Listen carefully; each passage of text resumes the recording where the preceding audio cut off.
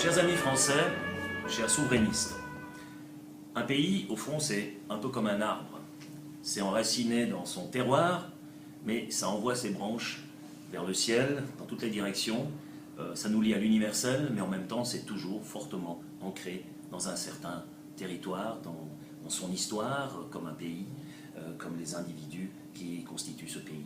Et ces dernières années, évidemment, on essaie de nous faire croire que les êtres humains, c'est plutôt comme des feuilles qui doivent se libérer absolument de leur arbre, n'est-ce pas? Être attaché à un arbre, c'est être emprisonné, c'est ne plus pouvoir voyager comme on veut, être encombré par des frontières, par des limites. Or, le monde, évidemment, doit devenir illimité. Nous avons la globalisation, la mondialisation, qui essaie de transformer les êtres humains en nomades au niveau planétaire, ce qui signifie effectivement aussi la destruction des classes moyennes, la paupérisation généralisée.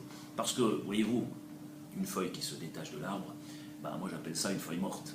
Une feuille morte, ça ne va pas avoir longtemps à évoluer, même si c'est poussé par les vents du hasard et par les vents de l'histoire. C'est détaché de tout, c'est apparemment libre, mais ça n'a plus de vie propre. Donc ces feuilles qui, un printemps après l'autre, se succèdent sur cet arbre, sont importantes, parce que l'État est toujours aussi fort que l'individu qui le constitue. C'est le pilier sur lequel la société est construite. Or, cette proximité-là, cette union entre des êtres humains qui partagent une même histoire, qui partagent des valeurs, une culture commune, grandie durant des siècles, et ces gens-là doivent essayer d'avoir une solidarité entre eux. Ça ne veut pas dire qu'il faut se fermer par rapport à ceux qui viennent de l'extérieur, qui viendraient enrichir ce corps social, mais ça veut dire que ça doit se passer selon certaines règles. Si on permet à n'importe qui de pénétrer ce système n'importe comment, sans exiger quoi que ce soit de sa part, la qualité du corps social s'en trouvera très rapidement péjorée.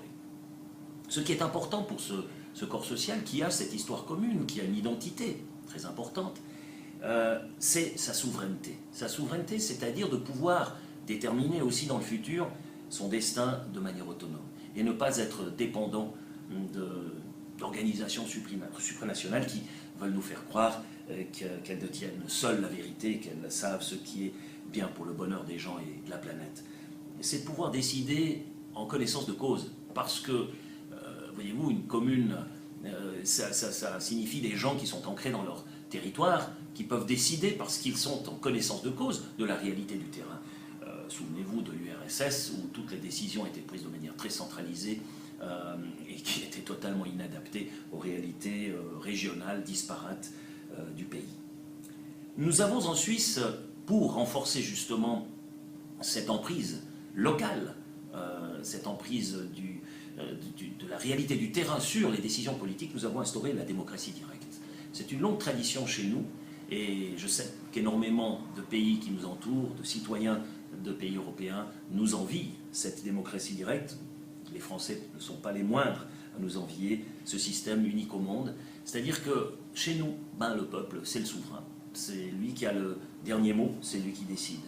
Alors, le droit de vote accordé aux étrangers prend un sens tout à fait particulier, particulièrement dans un système de démocratie directe. Pourquoi?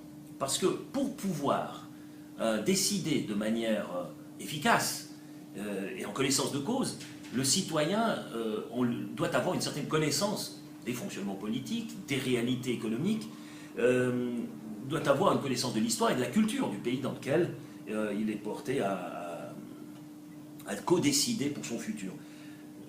Ça veut dire que l'on ne peut pas donner ce droit de vote n'importe comment, qu'on ne peut pas le brader à des gens qui n'ont pas cette culture, qui n'ont pas ces connaissances. Il faut d'abord exiger d'eux ce qu'on appelle l'intégration, c'est-à-dire l'acceptation d'abord des valeurs du pays hôte, et puis ensuite la connaissance de certaines données économiques, sociales, politiques, culturelles, pour que cette personne ensuite, suite à ce long processus d'intégration, puisse être un citoyen de valeur dans un système qui lui donne beaucoup de pouvoir.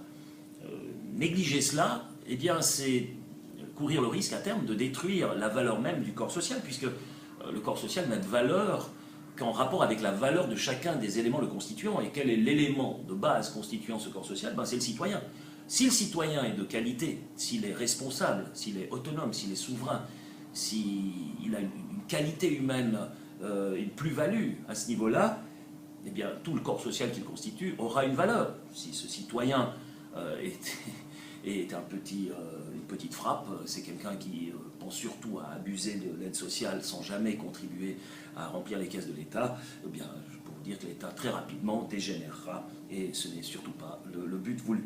Alors, en ce jour où je sais que vous vous réunissez en France pour essayer de donner une vigueur nouvelle, d'enclencher un mouvement qui va vers plus de souveraineté des États-nations, vers plus d'éléments de démocratie directe, vers quelque chose qui donnerait plus de pouvoir aux citoyens pour leur permettre de déterminer leur destin, eh bien c'est un message d'amitié que je vous envoie depuis la Suisse, depuis un pays qui a réussi cela, qui a mis du temps, évidemment, pour y parvenir, mais qui a instauré un système qui est exportable, qui est même, je pense, un système de valeur universelle, quelque chose qui peut être appliqué partout. Je suis certain que le printemps arabe, s'il parvenait à instaurer quelque chose qui ressemblerait au fonctionnement de la démocratie en Suisse, serait réellement un printemps, alors qu'il est en train de se transformer en hiver très rapidement sans être passé par l'été ou l'automne. Alors, c'est un message d'amitié que je vous envoie depuis la Suisse. Battez-vous, ça vaut la peine pour vos enfants, pour les générations à venir. Battez-vous pour que cet arbre ne soit pas bêtement coupé, bradé, stupidement détruit. Battez-vous pour ne pas être simplement des feuilles mortes dans l'histoire du monde.